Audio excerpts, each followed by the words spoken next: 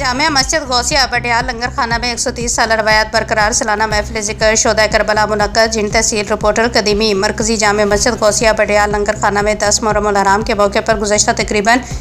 130 برس سے جاری سالانہ محفل ذکر شہدائے کربلا عقیدت اور احترام اور روحانی ماحول میں منعقد ہوئی۔ محفل کا انعقاد ملک محبوب علی کی زیر اہتمام کیا گیا، جس میں علماء کرام، مشائخ اعظام، معززین علاقہ اور عوام کی بڑی تعداد نے شرکت کی۔ محفل میں قاری رضا محمد، قاری غلام فرید قادری، علامہ طاہر معین، قاری امیر احمد، علامہ عدیل انجم، قاری ریاض حسین فاروقی اور علامہ عاشق حسین وارثی سمیت دیگر علماء نے خطاب کرتے ہوئے حضرت امام حسین اور شہدائے کربلا کی عظیم قربانیوں پر روشنی ڈالی اور اتحاد امت، امن، رواداری اور بھائی چارے کے فروغ پر زور دیا۔ معروف نعت خواہ سجاد حیدر نے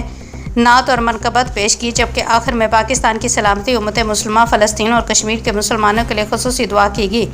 مسجد انتظامیہ نے بتایا کہ یہ تاریخی دینی اجتماع گزشتہ 130 برس سے پرامن انداز میں منعقد ہو رہا ہے اور انتظامیہ ہمیشہ ذیلی اداروں سے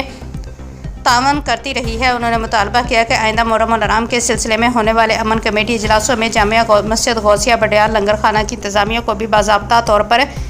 شامل کیا جائے تاکہ عوامی رابطے اور امن اور امان کے قیام کو مزید مؤثر بنایا جا سکے۔ محفل کے انتظامات میں ملک عتیق خان، ملک آصف خان، ملک